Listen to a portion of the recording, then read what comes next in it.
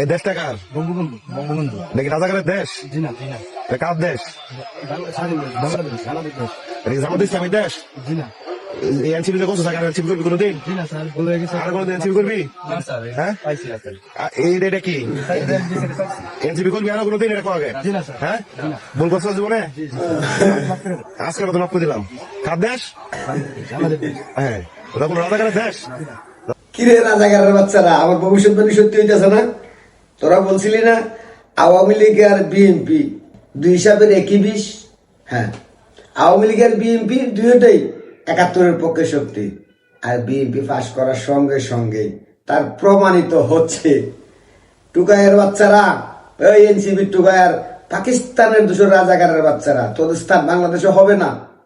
শুধুমাত্র খেলা শুরু। এখন তোরা বলবি আওয়ামী লীগ বিএনপি একই সাপের দুই বিষ নয়।